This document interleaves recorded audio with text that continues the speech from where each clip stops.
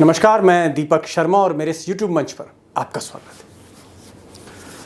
दोस्तों, कई दिनों से आप लोगों के कमेंट्स आ रहे हैं कि ईवीएम पर, जी हाँ, ईवीएम पे जो ये सवाल उठ रहे हैं, ये जो प्रश्न चिन्ह लग रहे हैं और ईवीएम की सारी प्रक्रिया को खासकर उत्तर प्रदेश में जिस तरह से कटघरे में खड़ा किया जा रहा है, उस पर कुछ दोस्त वीडियो चाहते थे। मैं फ़िलहाल ईवीएम मैनेजमेंट सिस्टम पर, ईवीएम का जो मैनेजमेंट है, ट्रांसपोर्टेशन है, उन सब पे मैं एक वीडियो पर रिसर्च कर रहा हूँ। जल्दी आपको मैं उस पर वीडियो बनाऊँगा, ये मेरा वादा है।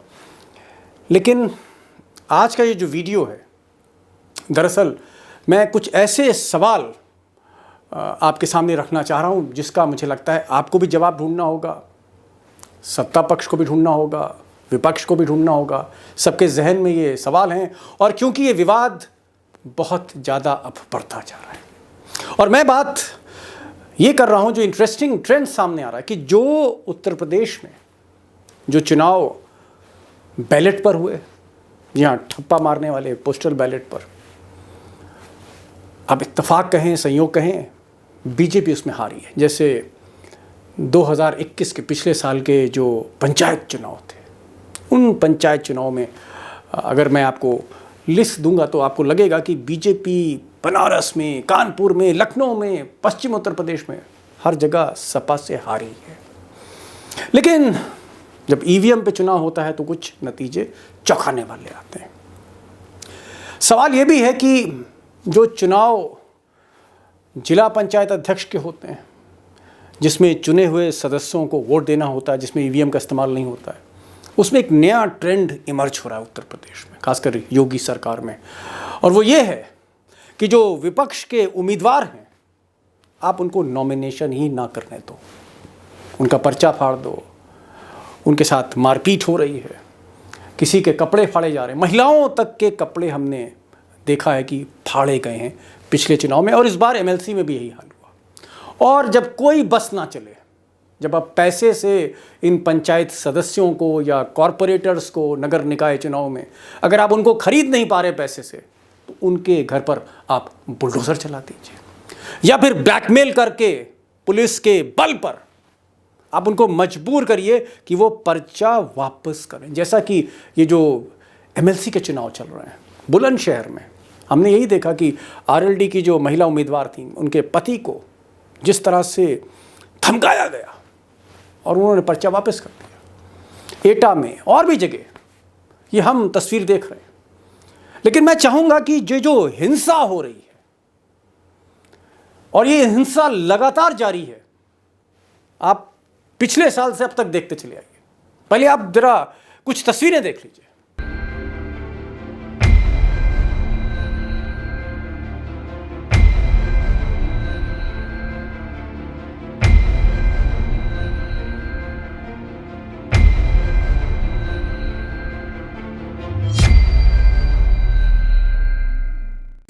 और दोस्तों, ये जो हिंसा है, ये सिर्फ एटा तक, इटावा तक, लखीमपुर तक, यहाँ तक सीमित नहीं है।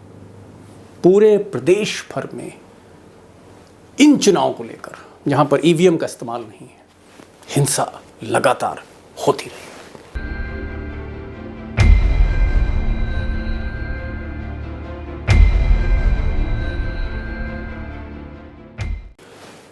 अब हाल फिलहाल में उत्तर प्रदेश में जो भी पोस्टल बैलेट पर चुनाव हुए, ईस्ट टू वेस्ट, बीजेपी को, योगी जी को करारा झटका लगा है।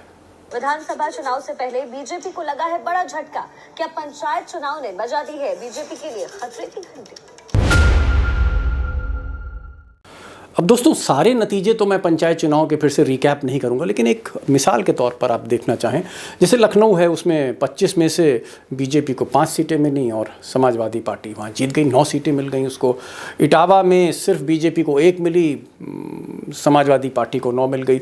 मेरठ में भी बीजेपी को 6, समाजवादी पार्टी को 7, गोंडा में बीजेपी को 17, समाजवादी पार्टी को 21, अयोध्या में 8 मिली थी सीटें पंचायत चुनाव में और 25 मिली समाजवादी पार्टी को। तो 8 पर 25 का फ़र्क है।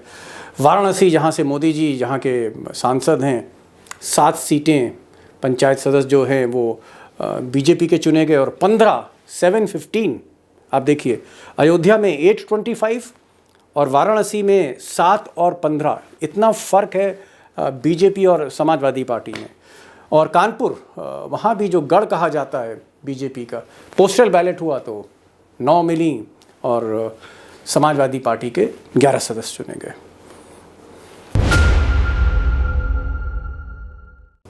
अब दोस्तों, बहुत से ऐसे अधिकारी हैं, बहुत से विपक्ष के ऐसे नेता हैं जो मुझे फ़ोन करते हैं और अपना शक जाहिर करते हैं।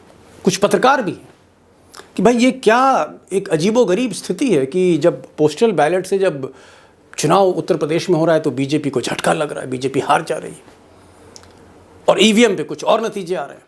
अब इसी आप विधानसभा चुनाव में देखिए, इसमें जो पोर्शन पोस्टल बैलेट का था, जिसमें सरकारी कर्मचारी और बाकी लोग, और इसमें आप ये भी कह सकते हैं जो दिव्यांग हैं, जो उम्रदराज लोग हैं और दिव्यांग हैं, इन लोगों ने जो बैलेट पोस्टल बैलेट से चुनाव, मतलब ठप्पा मार के जो पोस्टल बैलेट से इन्होंने अपना मत दिया, उसमें फिर बीजेपी हार गई। और आप देखें 51.5%, 51% से ज़्यादा पोस्टल बैलेट से इस विधानसभा में सपा को वोट मिले। और अगर सिर्फ पोस्टल बैलेट से ही होता चुनाव तो 304 सीटों में समाजवादी पार्टी जीती। अब वो चाहे सरकारी कर्मचारी हों या पुलिस वाले हों या होमगार्ड हों, वो ओल्ड पेंशन स्कीम हो सकती है, या फिर हम कहेंगे कि भाई सीनियर सिटीजन्स, या फिर जो दिव्यांग हैं, ये जो पोस्टल बैलेट से जो मत पड़े उसमें बीजेपी हार गई। तो पंचायत चुनाव में भी पोस्टल बैलेट से हार रही है और इसमें भी हार रही है। लेकिन जब ईवीएम की बात आती है तो पता लगता है कि साहब बीजेपी ने एक तरह से स्वीप कर दिया।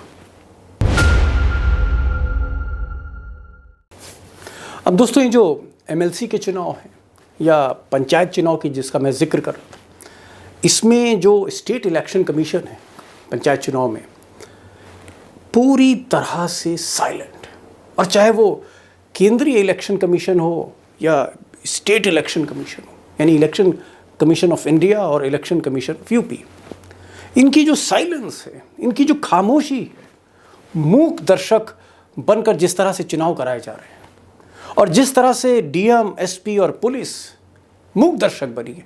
जैसे आप ये उदयवीर जी का देखिए, उदयवीर एक बहुत ही विनम्र, सहज, शरीफ, आप कह सकते हैं, एक नेता हैं विपक्ष के, अखिलेश के खास हैं। इनकी जिस तरह से इनकी पिटाई हुई, इनको जिस तरह से मारपीट की गई, इनसे पर्चे छीन लिए गए, एक दूसरे उम्मीदवार थे समाजवादी पार्टी के, उनको मारा पीटा गया, और पुलिस सामने खड़ी देख रही है।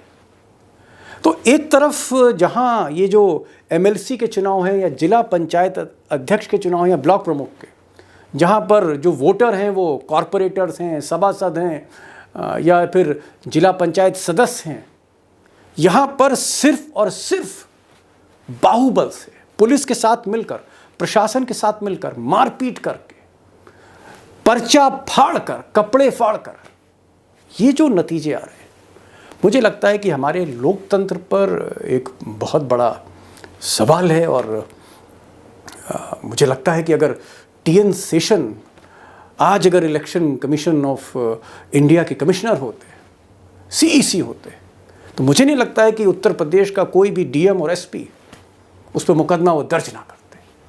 तो एक बहुत ही एक ऐसी स्थिति, एक ऐसी विकट स्थिति है जहां लोकतंत्र पर सवाल लग रहे हैं। तो दोस्तों, जो चुनाव ईवीएम पर नहीं होते वहाँ पर पर्चा फाड़ दिया जाता है, कपड़े फाड़ दिए जाते हैं, नॉमिनेशन करने नहीं दिया जाता, जो आपने देखा जो उदयवीर जी के साथ हुआ, या बाकी जो विपक्ष के उम्मीदवार हैं उनके साथ जो हो रहा है, या उनको धमकाया जा रहा है कि भाई आप नॉमिनेशन ही फाइल ना करें, और निर्विरोध अनअपोज जो है वो बीजेपी के एमएलसी वहाँ जीत रहे हैं या जीत जाएंगे। एक स्थिति ये हो गई। और दूसरी तरफ जब पोस्टल बैलेट पर जाते हैं तो नतीजे जो हैं वो विपक्ष के पक्ष में आ रहे हैं। और मुझे लगता है कि इन सब की पृष्ठभूमि पे जो सवाल किसी ज़माने में लाल कृष्ण आडवाणी जी ने ईवीएम पे उठाए थे, या जो सवाल आज अखिलेश यादव उठा रहे हैं ईवीएम के मैनेजमेंट को लेकर, उसकी सिक्योरिटी को लेकर कि कितने सिक्योर्ड हैं, और ख़ासकर जहाँ डबल इंजन की सरकार है, जहाँ पर जिला प्रशासन, राज्य सरकार और केंद्र सरकार एक ही पार्टी की है, वहाँ पर ये जो सवाल हैं इसकी कहीं ना कहीं तहकीकात होनी चाहिए। मैं ये नहीं कह रहा हूँ कि ये जो ईवीएम है ये हैक हो रहा है, ये अभी आरोप नहीं, क्योंकि इसकी कहीं से पुष्टि नहीं होती है। लेकिन ये जो सवाल है ये इलेक्शन कमीशन ऑफ इंडिया और जो देश की जो राजनीतिक दल हैं, पॉलिटिकल पार्टीज़, उनको बैठकर एक रास्ता निकालना होगा। जिस तरह का रास्ता ब्रिटेन ने निकाला, जिस तरह का रास्ता अमेरिका ने, जो एक वर्ल्ड की सबसे एडवांस डेमोक्रेसी है, वहाँ पर क्यों नहीं वो इलेक्ट्रॉनिक डिवाइस पर जा रहे हैं। अमेरिका जिसका सारा सिस्टम, पैसे का सिस्टम, बिजनेस का सिस्टम, हर चीज़ का सिस्टम ऑनलाइन है, वो इतने बड़े इलेक्शन को ऑनलाइन क्यों नहीं कंडक्ट करता। ये सारे सवाल हमारे आपके बीच नहीं होने चाहिए। ये सवाल इलेक्शन कमीशन और पॉलिटिकल पार्टीज़, जो स्टेक होल्डर्स हैं, जो आप कह सकते हैं इस पूरे प्रोसेस के शेयर होल्डर्स, उनके बीच में एक बहस होनी चाहिए। और तभी हमको लगेगा कि ये जो बार बार जो ये विवाद हो रहे हैं, इसका हल, इसका जवाब मुकम्मल तौर पे तभी मिलेगा। और जहाँ तक जिस वीडियो की मैं बात कर रहा हूँ कि ईवीएम मैनेजमेंट सिस्टम, उसमें जो लूप होल्स हैं वो ज़रूर मैं डिस्कस करूँगा, क्योंकि वो सिक्योरिटी रिलेटेड, वो हैकिंग से रिलेटेड बिल्कुल नहीं है। वो किस तरह से उसका रखरखाव होना चाहिए, क्या प्रोटोकॉल और प्रोसीजर्स पूरी तरह फॉलो हो रहे हैं, और अगर प्रोटोकॉल और प्रोसीजर्स फॉलो नहीं हो रहे तो क्या कुछ खतरा हो सकता है। इस पर मैं कुछ रिटायर्ड जो इलेक्शन कमिश्नर्स हैं उनसे बात कर रहा हूँ, कुछ सीनियर आईपीएस ऑफिसर से बात कर रहा हूँ, और जल्द ही मैं उस पर एक वीडियो लेकर आऊँगा। तो बहरहाल ये था आज का वीडियो, और ये वीडियो जो फोकस था वो सिर्फ इसीलिए था कि जहाँ पर ईवीएम से चुनाव हो रहे हैं वहाँ पर आप देखें विधानसभा एकदम पीसफुल चुनाव हो गया। कहीं किसी का पर्चा नहीं फाड़ा गया, कहीं किसी का कुर्ता नहीं फाड़ा गया, कहीं किसी से हाथापाई नहीं हुई, क्योंकि चुनाव ईवीएम पे होने थे। वही प्रदेश है, वही लोग हैं, वही वोटर हैं और वही पार्टियां हैं, वही नेता हैं, लेकिन वहाँ हिंसा नहीं होती, वहाँ कुर्ते और पर्चे नहीं फाड़े जाते। लेकिन जहाँ पर चुनाव सीधे सीधे चुनना है, जहाँ ईवीएम इन्वॉल्व नहीं है, वहाँ पर ज़बरदस्त हिंसा हो रही है, पिटाई हो रही, मारपीट हो रही है।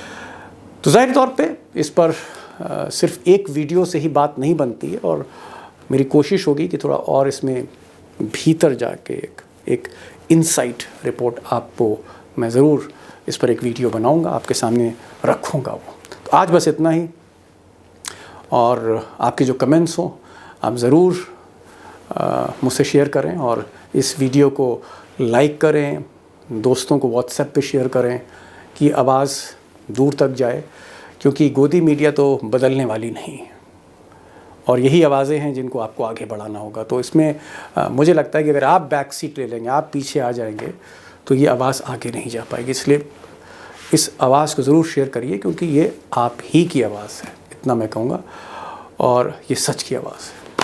तो बहरहाल आज बस इतना ही। नमस्कार।